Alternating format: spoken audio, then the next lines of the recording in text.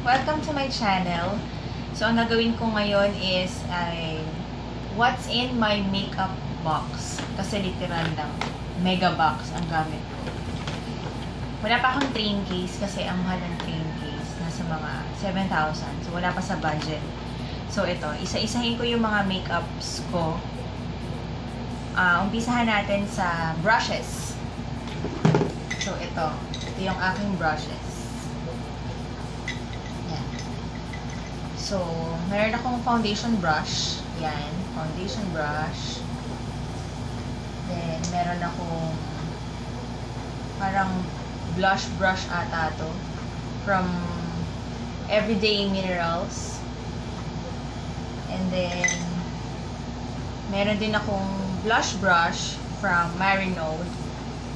Yan, Marinode to.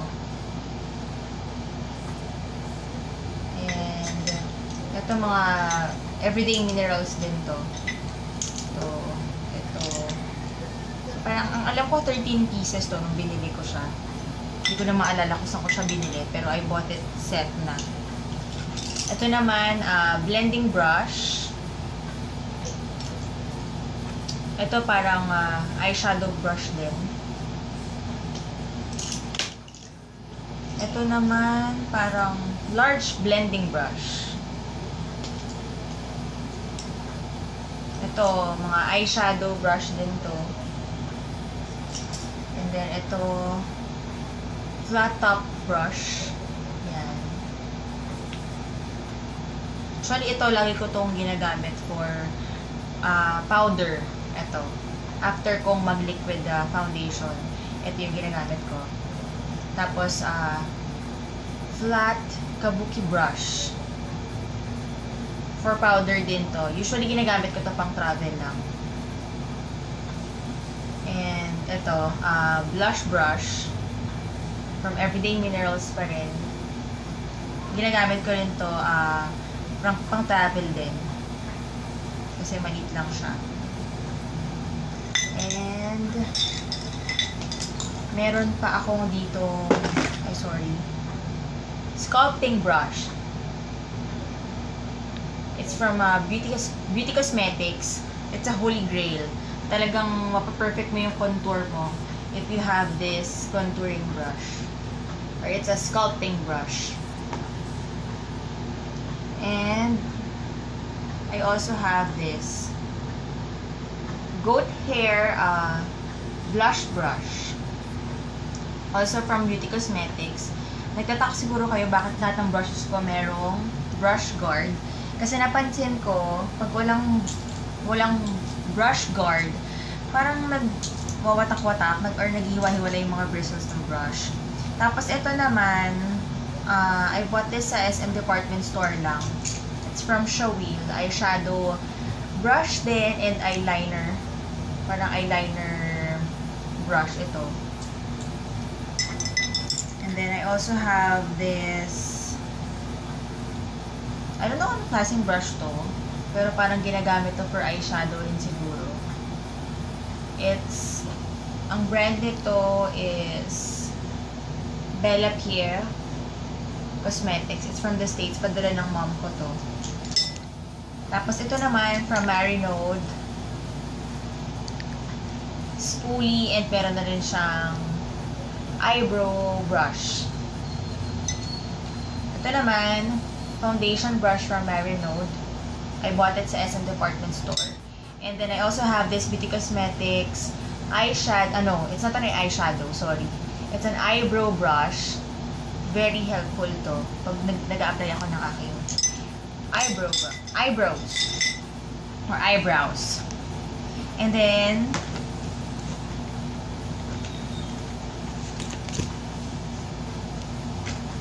yan. So, ang next naman natin is yung mga sponges ko.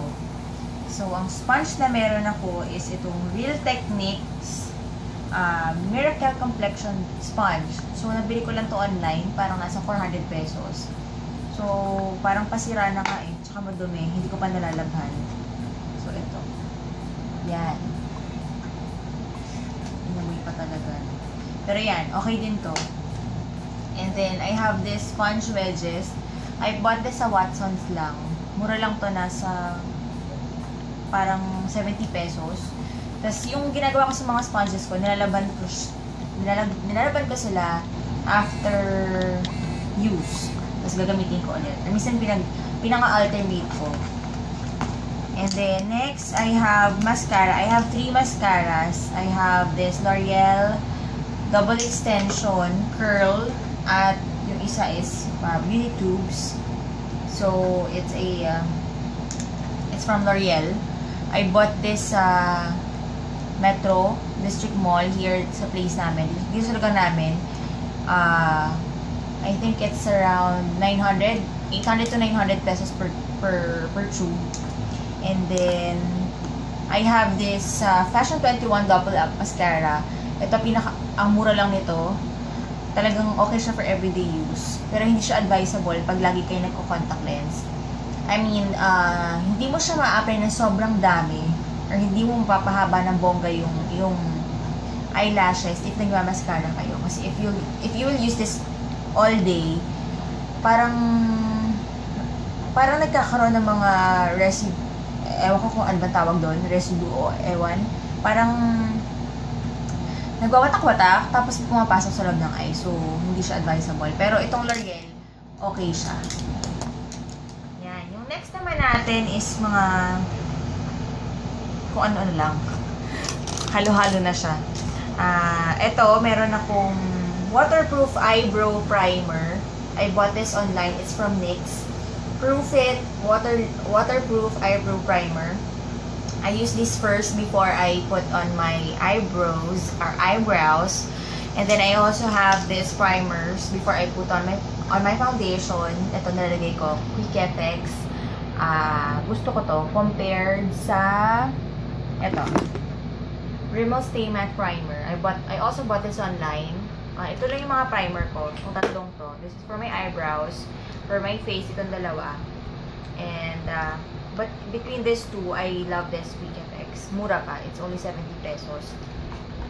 Tapos, next is, I also have this from, I think it's from e.l.f. I forgot where I bought this, or from Ever Belena. It's a pimple concealer. Here. It's a pimple concealer. But I rarely use this one. And then, I have this lip liner, smooth lip liner from Miss Lynn. I bought this in MOA. And then, I have this Fashion 21 Twist Eye Pencil in a shade of white. Oh, I forgot. I also have this Baby Skin Primer for eraser. So, tagal sa akin ito, pero meron pa rin. But I rarely use this nowadays since I got the Quick FX primer. And next, I have an eyeshadow primer. It's from Wet n Wild. It's a collection of Fergie. I bought this online. And then I also have this Miss Lynn Rich Color Gloss. I bought this in MOA. Sobrang ganda nito. And I love it. And then I have also this Magic Pink Cream from Sophie Paris. Ito. I bought this online for 80 pesos. But madalang ko siyang gamitin. Kasi I have oily skin. Usually ginagamit to for the lips and for the cheeks. So, I tried this before sa lips lang. Okay naman. Pero sa cheeks hindi. Kasi I have an oily skin. Hindi siya pwede. And, ito, bali, refill lang to nitong aking professional makeup brush cleaner. Usually, yung brushes ko, before ko siyang gamitin, yung mga brushes, nililis ko muna by this spray. But, every, like, 2 to 3 months, nilalabas ko yung mga brushes ko with the mild soap. And I have a brush egg cleaner na very, very, very, very affordable. At sobrang convenient when you wash your brushes. Okay, it's a must-have if you have you have a lot of brushes.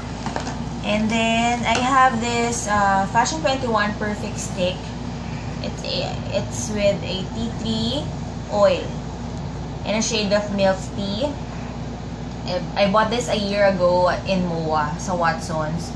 I guess nasa mga 200 pesos lang to that time.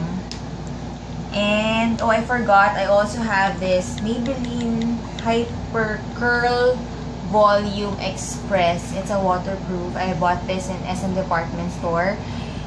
I think it's only less than 200 pesos.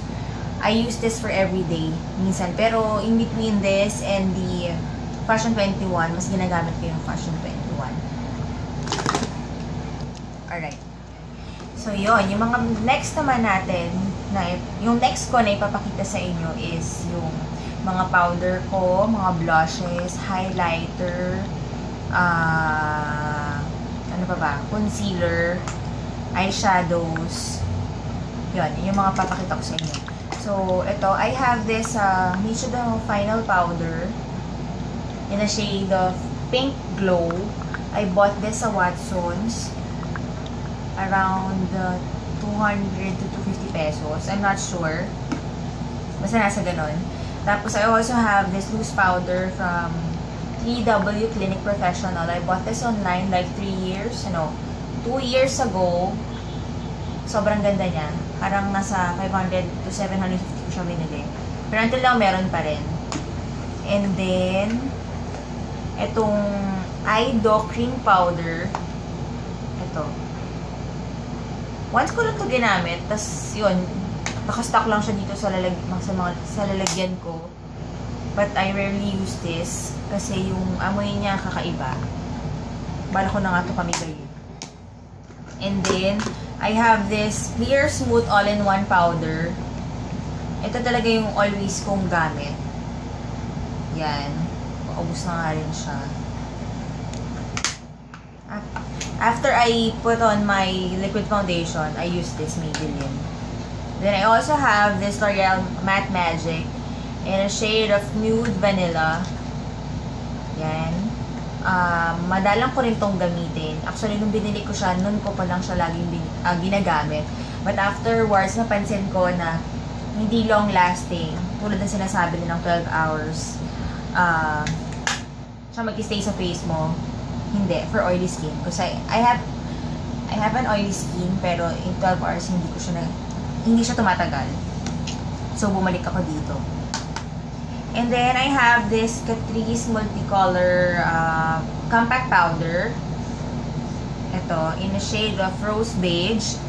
And then, I also have this Catrice Camouflage Concealer. Camouflage Cream. Ang ganda nito. The best. I love this. It's a holy grail. And, I also have this Catrice Highlighter. Yan, nilalagay ko siya dito para lang may glow.